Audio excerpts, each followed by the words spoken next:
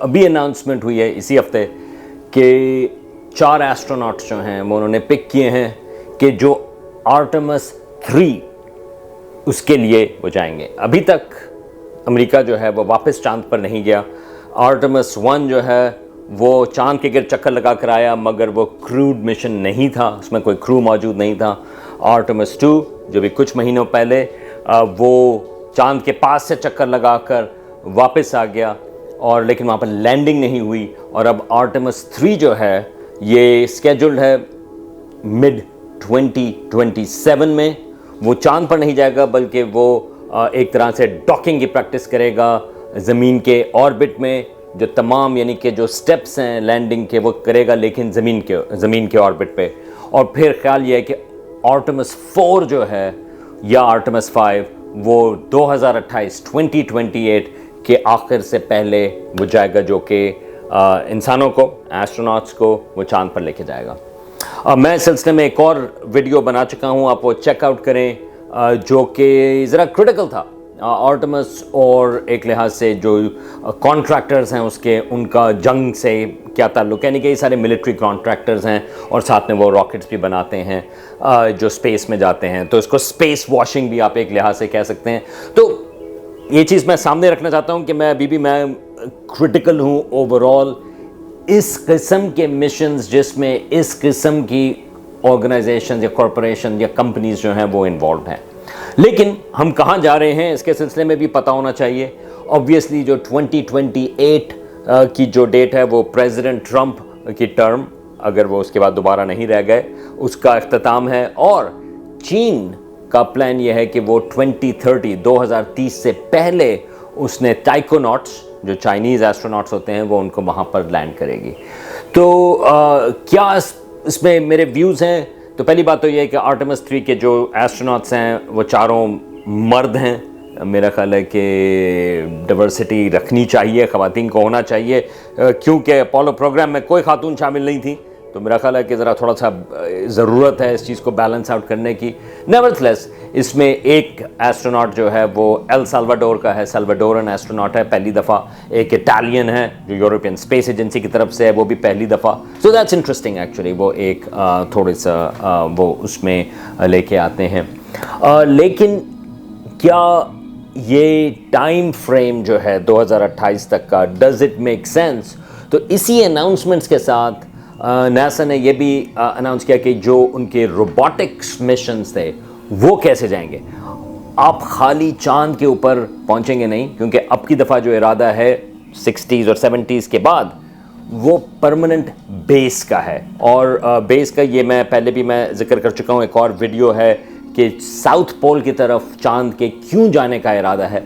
उसकी वजह यह है कि वहाँ पर एस्ट्रोनॉमर्स को पता है कि ऐसे, क्योंकि चांद का जो है वो टिल्ट नहीं है, वो 90 डिग्रीज के ऊपर है, तो वहाँ पर क्रेटर्स जो हैं साउथ पोल पे और नॉर्थ पोल के ऊपर वो परमानेंटली हमेशा शैडो में रहते हैं, क्योंकि सूरज की रोशनी साइड से आती है। तो कुछ हिस्से जो हैं, जो रिम्स हैं क्रेटर्स के, वो हमेशा सूरज की रोशनी में रहते हैं, और जो उसमें अंदर क्रेटर्स की जगह हैं वो हमेशा साए में रहती हैं। और उस साए में रहने की वजह से वहाँ पर जो कॉमेट्स और एस्ट्रॉइड्स पानी लेकर आए, वो पानी वहाँ पर कभी इवेपोरेट नहीं हुआ, बल्कि वो बर्फ़ की शक्ल में वहाँ पर मौजूद है। और ये बहुत बड़ी डिस्कवरी थी। 2009 में ये एक इंडियन मिशन था, ऑर्बिटर मिशन था, चंद्रयान 1 आई थिंक जो ऑर्बिटर था, उसकी वजह से। और फिर उसके बाद वो और लोगों ने भी कंफर्म किया कि चांद पर बर्फ़ का पानी जो है वो मौजूद है। और अगर वहाँ पर आपने बेस बनानी है परमानेंट, अगर वहाँ पर आपने रहना है, तो पानी की ज़रूरत है। अब यहाँ से ले जाना बहुत मुश्किल काम है, बहुत महंगा काम है। तो ये उसकी एक मेजर चेंज थी। तो ये जो बेस का इरादा है चीन का भी और अमेरिका का भी, वो दोनों साउथ पोल का सोच रहे हैं। अमेरिका ने तो अनाउंस किया है कि वहाँ पे एक शैकल्टन क्रेटर है, गालिबन वहाँ पर वो उसकी बेस, उसके आसपास का वो इरादा करते हैं। लेकिन जाने से पहले पहली बात तो यह कि साउथ पोल पर लैंडिंग जो है वो मुश्किल है, अभी तक ज़्यादा हुई नहीं। अगेन जो चंद्रयान मिशन था वो इंडिया का, वो पहुंचा है वहाँ पर स्टिल 30 डिग्रीज आई थिंक वो पोल से बाहर की तरफ, लेकिन बाकी मिशन जो हैं वो पोल की तरफ, साउथ पोल की तरफ नहीं गए हैं। तो एक जो नासा ने अभी अनाउंसमेंट की है, वो उनके जो रोबोटिक्स मिशन थे उन्होंने उनका नाम बदल दिया है मून बेस 1, मून बेस 2 और मून बेस 3। ये उनके प्लान्स हैं जाने के। लेकिन मून बेस 1 जो मिशन था वो ब्लू ऑरिजिन्स, ये जो जेफ बेजोस या अमेजॉन, ये उसकी जो स्पेस कंपनी है ब्लू ऑरिजिन्स, उसने लेकर जाना था। लेकिन अभी पिछले महीने, कुछ हफ्तों पहले बल्कि, ब्लू ऑरिजिन्स का एक और रॉकेट जो है, जो स्पेस पे सैटेलाइट्स लेकर जा रहा था, वो एक्सप्लोड हो गया और ब्लू ऑरिजिन्स के पास खाली एक लॉन्च पैड है, तो लॉन्च पैड भी तबाह हो गया। अब उसमें गालिबन टाइम लगेगा उसको दोबारा से रॉकेट को भी ठीक करने में और उसके लॉन्च पैड को बनाने में। नेवरथलेस ये मून बेस 1, ये जो मिशन है वो ब्लू ऑरिजिन्स के साथ था।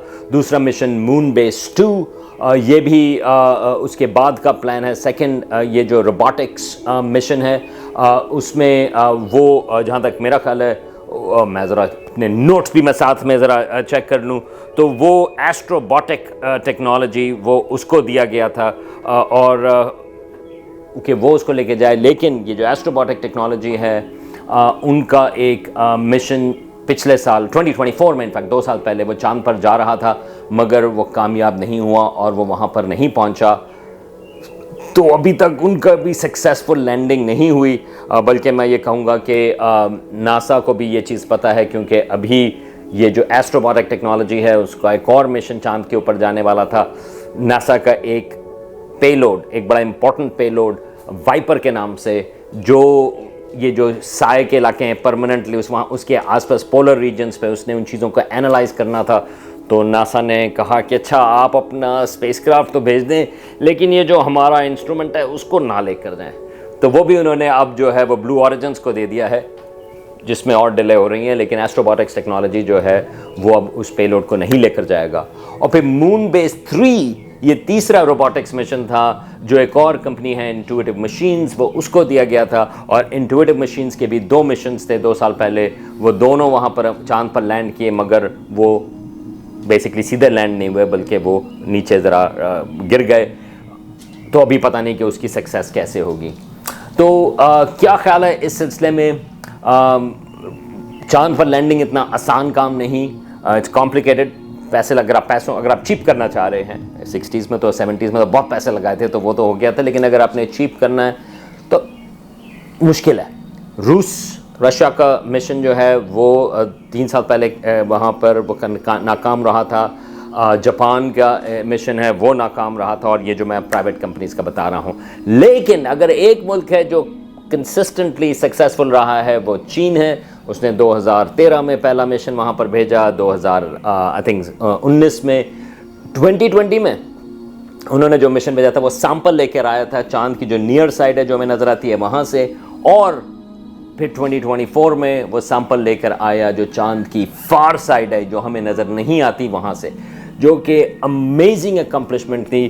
तो चीन जो है वो चांद के ऊपर बाकी तमाम मुल्कों के मुकाबले में उसके मिशंस जो हैं वो सक्सेसफुल रहे हैं। और गालिबन, जहाँ तक अगर आप मुझसे पूछते हैं, तो गालिबन चीन जो है वो शायद अमेरिका से पहले वहाँ पर अपने टाइकोनॉट्स को भेज सके।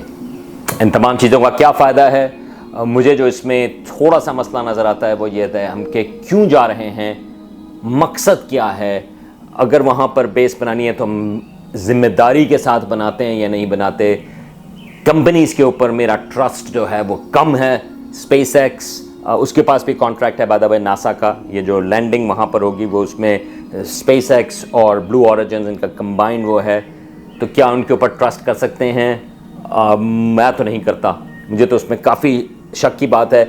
और इस सिलसिले में भी फिर बात करेंगे ख़ास तौर से, क्योंकि अभी जो है स्पेसएक्स वो पब्लिक फंडिंग की तरफ भी जा रही है, यानी कि शेयर होल्डर्स के पास भी जा रही है। तो उसके सिलसिले में कॉम्प्लिकेशंस हैं, वो फिर बात करेंगे। लेकिन ओवरऑल मुझे जो उम्मीद है कि अगर हम इस किस्म के मिशंस भेजते हैं तो हम इंसानियत के लिए देखें रादर दैन प्रॉफिट्स के लिए। और इस वक्त ये लग रहा है कि ये सारे मुनाफे के लिए हैं, इंसानियत के लिए नहीं।